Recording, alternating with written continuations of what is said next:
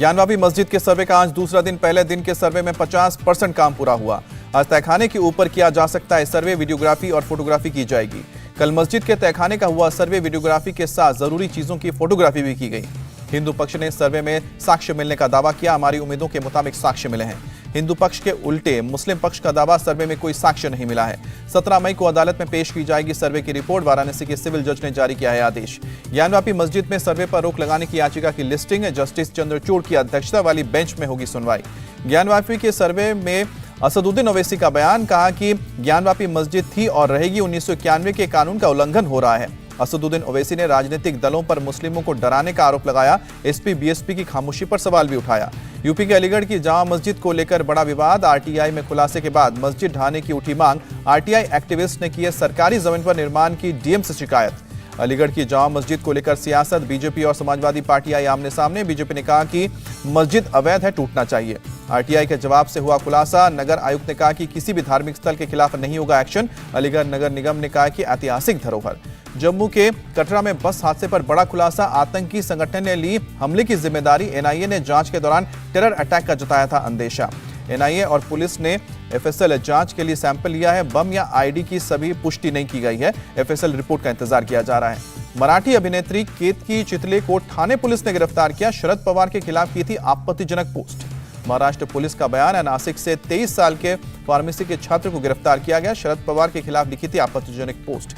MNS प्रमुख राज ठाकरे ने अभिनेत्री केतकी के पोस्ट की निंदा की। कहा कि इस तरह के लेखन की महाराष्ट्र की संस्कृति में कोई जगह नहीं है। गोरखपुर में आज जनता दर्शन कार्यक्रम करेंगे सीएम योगी आदित्यनाथ। अलग अलग कार्यक्रम में हिस्सा लेंगे। मुख्यमंत्री योगी कई योजनाओं की सौगात भी देंगे। महंत दिग्विजय नाथ मेमोरियल पार्क में 143 करोड़ की अधिक की परियोजनाओं का उद्घाटन और शिलान्यास भी होगा। सीएम योगी आदित्यनाथ पहुंचे गोरखपुर। देवरिया गोरखपुर 4 लेन बाईपास और ड्रेनेज सिस्टम के काम की भी जानकारी ली। सीएम योगी आदित्यनाथ ने बच्चों से भी मुलाकात की, बच्चों को चॉकलेट भी दिए। गुजरात बीजेपी का 2 दिवसीय चिंतन शिविर आज से होगा शुरू। सरकार और संगठन के कामकाज की समीक्षा की जाएगी। अमित शाह और भूपेंद्र यादव भी शामिल होंगे। उदयपुर में कांग्रेस चिंतन शिविर का आज तीसरा दिन। राहुल गांधी सभी महासचिवों, प्रभारियों और सीएलपी नेताओं से मुलाकात करेंगे। उदयपुर में कांग्रेस के चिंतन शिविर में सोनिया गांधी ने एआईसीसी के महासचिव, प्रभारी, पीसीसी अध्यक्ष और विधायक दल के नेताओं के साथ भी बैठक की। शिवसेना की रैली में बीजेपी पर गरजे उद्धव ठाकरे। कहा कि बीजेपी दाऊद को भी लड़वा सकती है, चुनाव बना सकती है मंत्री, झूठा है बीजेपी का हिंदुत्व। मुंबई के बीकेसी मैदान में शिवसेना का शक्ति प्रदर्शन। सीएम उद्धव ठाकरे ने कश्मीरी पंडित की हत्या का मुद्दा उठाया। पूछा, क्या वह हनुमान चालीसा पढ़ें या महाआरती करें। आदित्य ठाकरे ने कहा कि कोरोना काल में महाराष्ट्र सरकार के काम की सराहना जारी दुनिया कर रही है। नवनीत राणा ने किया उद्धव ठाकरे पर प्रहार। कहा कि उद्धव के करप्शन की लंका जलाने के लिए युद्ध के मैदान में उतरी हूं। हनुमान चालीसा पर विवाद पर संजय राउत का हमला। कहा कि कुछ लोग उद्धव सरकार को बदनाम कर राज्य का माहौल बिगाड़ना चाहते हैं। शिवसेना सांसद संजय राउत ने हिंदी को देश की भाषा बताया। कहा कि पूरे देश में बोली जाने वाली भाषा हिंदी है। आज देवेंद्र फडणवीस की गोरेगांव में रैली। उद्धव के हमले का दे सकते हैं जवाब।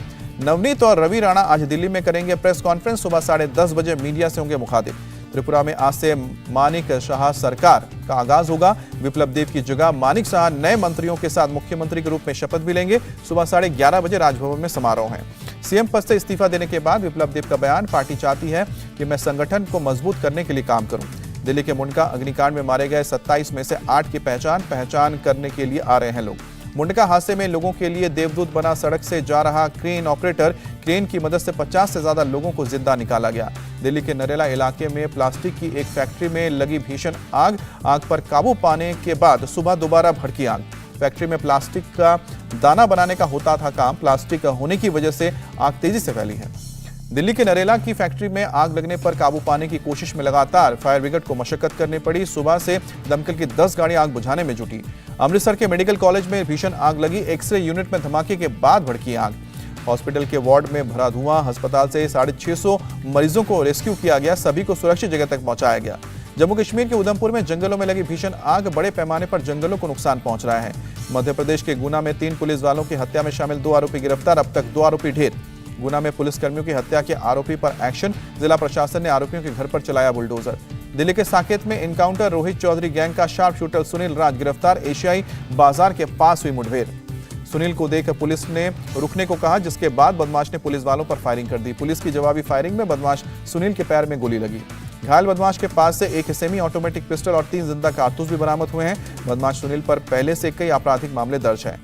यूपी के कानपुर में दबंगों ने गश्त कर रहे पुलिस वालों को पीटा, 20 सड़क से गाड़ी हटाने को कहने के बाद मारपीट हुई।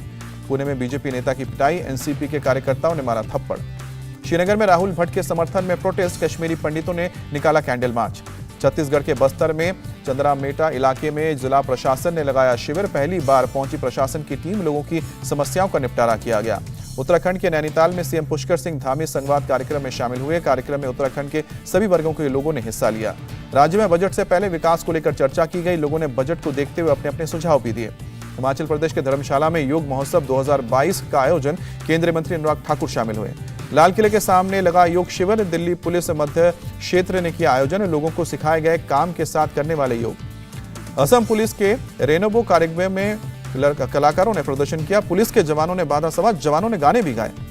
असम के जटिंगा लखपुर में भारी बारिश के बाद लैंडस्लाइड, रेलवे ट्रैक पर पानी भरा, कई ट्रेनें रद्द की गई।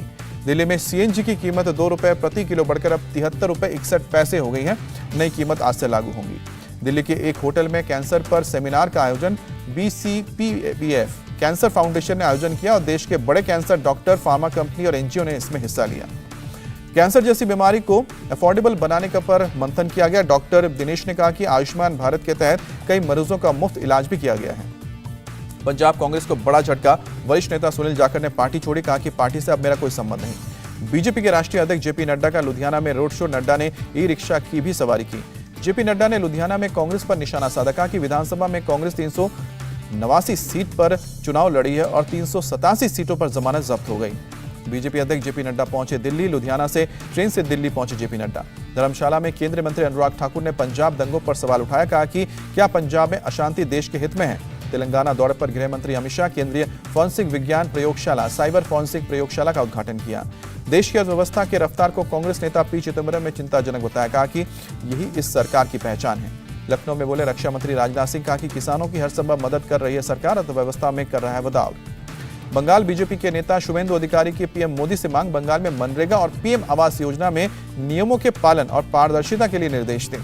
गेहूं के निर्यात पर प्रतिबंध लगाने पर कांग्रेस ने मोदी सरकार पर निशाना साधा, फैसले को किसान विरोधी बताया।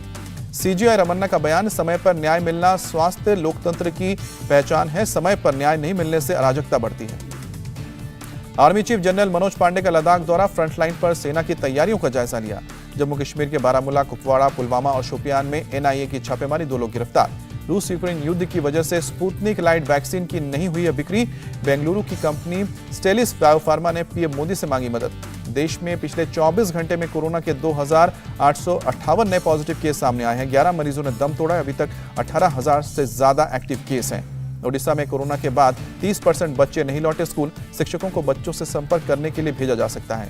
यूक्रेन के कई शहरों पर रूस के हमले लगातार जारी, बख्तरबंद गाड़ियों में सवार होकर गोले बरसा रही है रूस की सेना। रूस के रक्षा मंत्रालय ने बयान जारी कर कहा कि दोनेत्स्क में यूक्रेन के 5 कमांड पोस्ट और 2 एम्यूनेशन डिपो पूरी तरह से तबाह किए गए। जंग के बीच यूक्रेन के राष्ट्रपति जेलेंस्की से मिलने कीव पहुंचा अमेरिकी सीनेट का डेलीगेशन, रिपब्लिकन नेता ने अगुवाई की। जेलेंस्की ने अमेरिकी सीनेट से यूक्रेन को और मदद की जताई उम्मीद, रूस पर और कड़े प्रतिबंध की मांग की। रूस यूक्रेन युद्ध को लेकर जेलेंस्की का बड़ा बयान, कहा कि जंग कब तक होगी इसका अंदाजा कोई नहीं लगा सकता। जर्मनी में रूस यूक्रेन युद्ध को लेकर G7 देशों के विदेश मंत्रियों की बैठक, यूक्रेन वॉर को बताया ग्लोबल क्राइसिस। G7 देशों के विदेश मंत्रियों ने एक सुर में कहा, इतनी बड़ी तबाही के लिए रूस जिम्मेदार, उसे इस नुकसान की भरपाई करनी होगी। रूसी राष्ट्रपति व्लादिमीर पुतिन की फिनलैंड को धमकी, अगर नेटो में शामिल होने की कोशिश की तो दोनों देशों के रिश्ते के लिए नुकसानदेह होगा। अमेरिका के न्यूयॉर्क में अंधाधुंध फायरिंग, सुपरमार्केट में हुई गोलीबारी में 10 लोगों की मौत हुई।